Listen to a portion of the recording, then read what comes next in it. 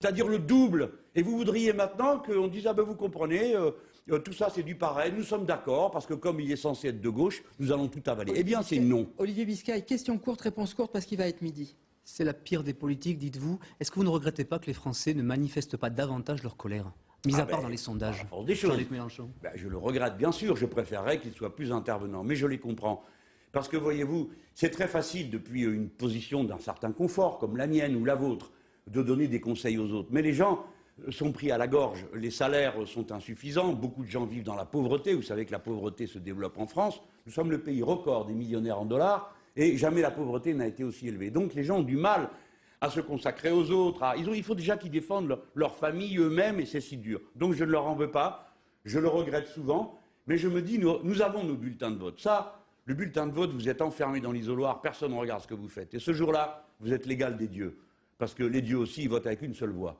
Donc les patrons, les puissants, les importants, tous ceux qui vous font la leçon, ils ont une voix. Et vous aussi. Donc faites-le. Vous sanctionnerez ce que vous dites. Oui, mais je le dis clairement, les élections municipales et européennes, surtout européennes parce qu'elles sont très politiques, sont des élections où nous devons sanctionner les solfériniens, bien sûr. Et les Français de gauche, les autres peuvent donner un coup de main s'ils veulent, mais les Français de gauche, je leur parle, vous comprenez que c'est normal que je le fasse, eh bien je leur dis, écoutez, ça va, n'allez pas récompenser la trahison, donnez un coup de main. Aidez-nous, faites avancer nos listes aux élections municipales, faites-les avancer aux élections européennes. Tout à l'heure, vous avez abordé le problème, Jean-Luc Mélenchon, vous avez parlé de TVA, une question de Laurence Bottero.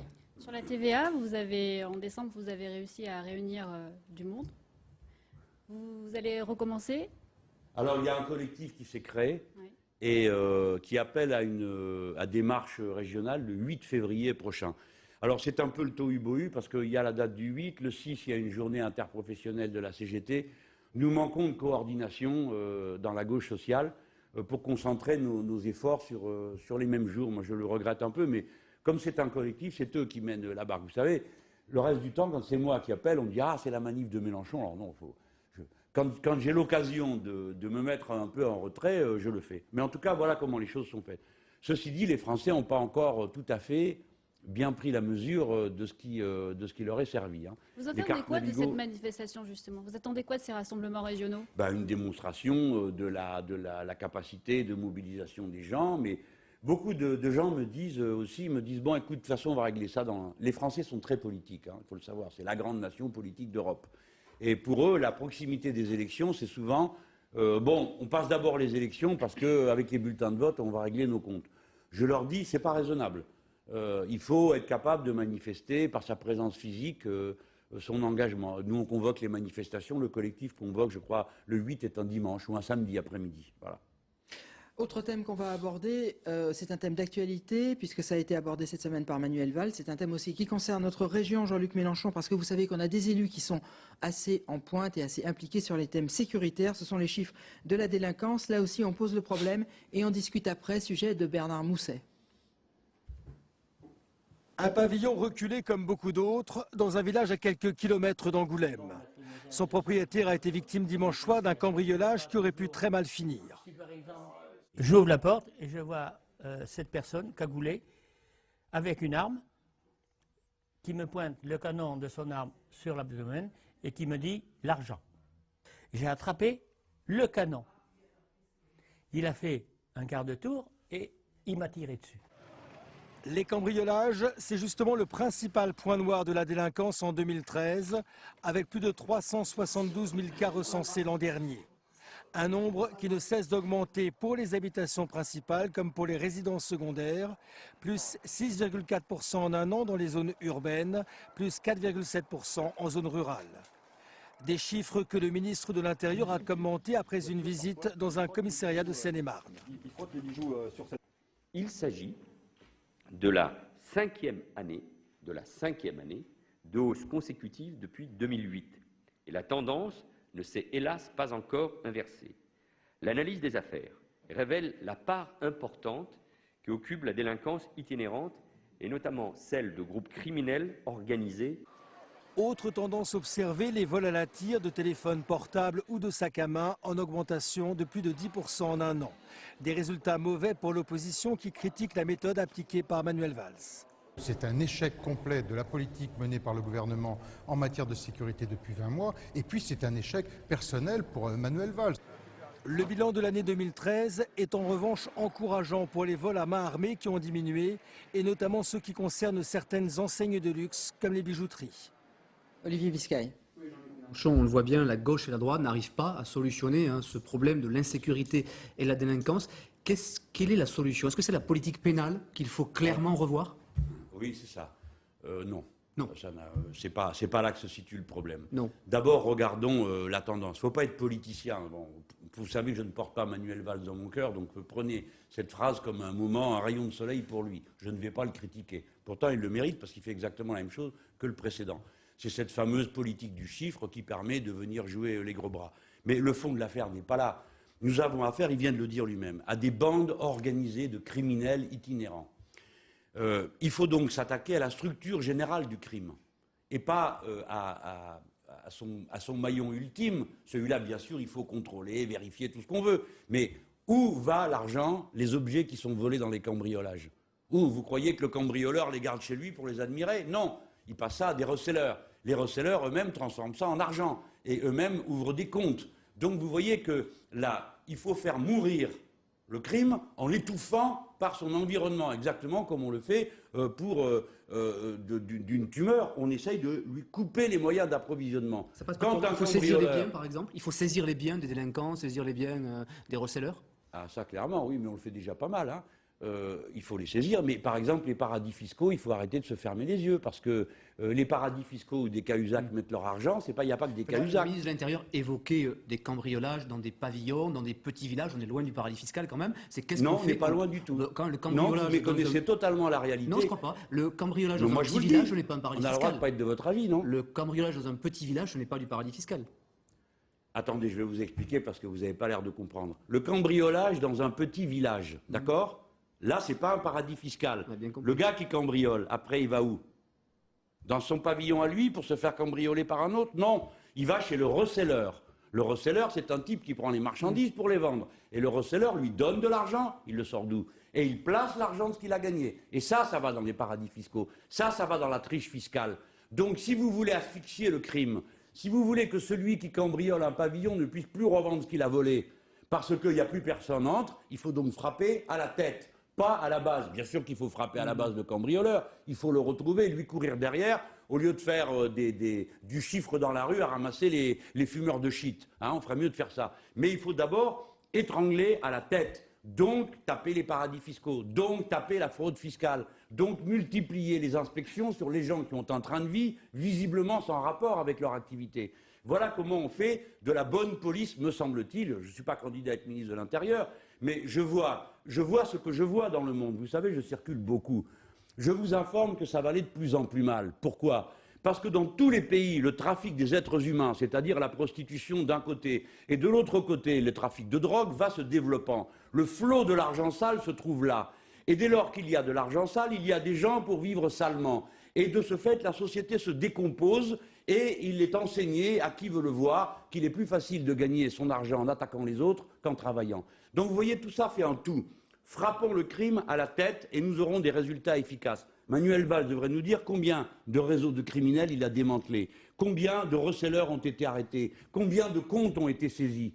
Tout de même, si on ne le fait pas, comment comptez-vous faire? Mettre un policier devant chaque maison? Mais vous savez bien que c'est absurde. Il nous reste très peu de temps. 2-3 questions. Olivier Biscay, une question sur la Première Dame. Alors j'ai une question sur la Première Dame et sur l'affaire privée. François Hollande a indiqué que les affaires privées se traitaient en privé. Est-ce que ça vous a amusé, cette histoire? Je suis comme tout le monde, je ne vais pas faire le malin. Oui, ça m'a amusé. Et puis après, je réfléchis comme tout le monde, parce que je suis aussi un citoyen. D'abord, ça m'a plus fait rire, parce que j'ai bien vu qu'il y avait quelqu'un qui souffrait, Madame Trierweiler. Donc j'ai plus envie de rire. Et puis après, je me dis, c'est la vie. Chaque homme, chaque femme peut être à un moment donné exposé à une contradiction entre ses passions.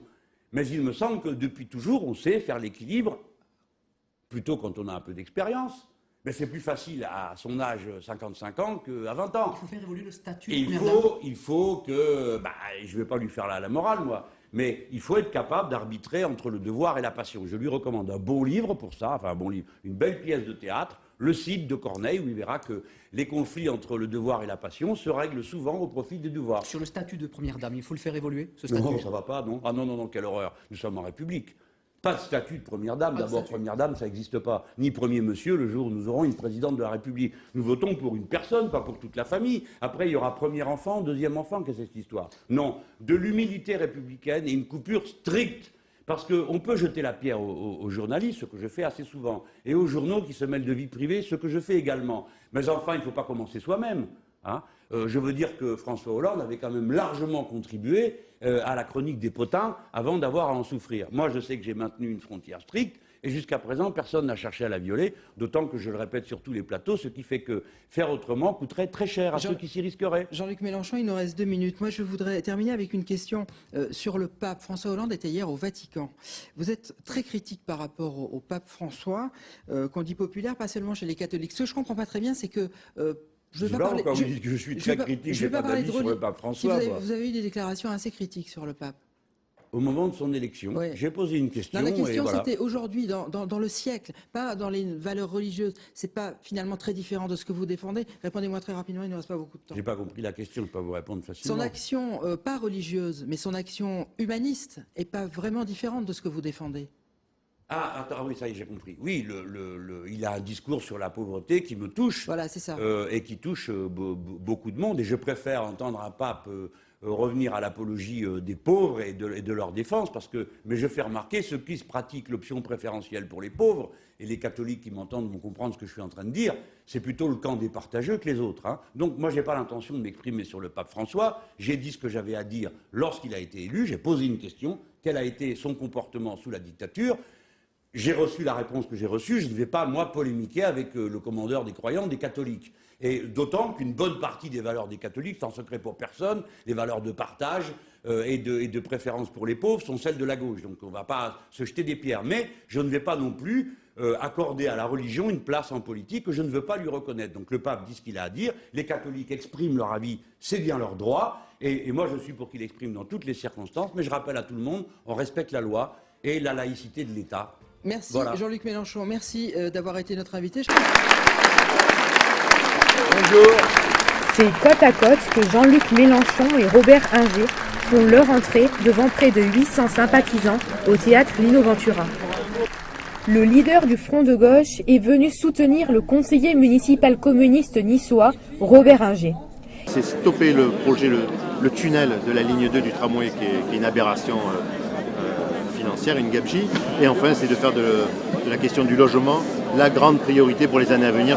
Jean-Luc Mélenchon a entamé un marathon pour soutenir les candidatures locales. Pour lui, elles ont une incidence au niveau national. Et qui comprennent l'ampleur de la tâche à laquelle nous sommes attelés. Pas seulement parce que nous faisons la campagne municipale de Nice, il faut la faire. Et elle va réserver bien des surprises. Dans un département où la droite est forte, le challenge niçois est peut-être plus relevé. Est-ce que vous pensez qu'à Nice, il est possible de gagner ? C'est possible partout, hein. Après c'est les circonstances, mais c'est surtout de creuser le sillon qui compte.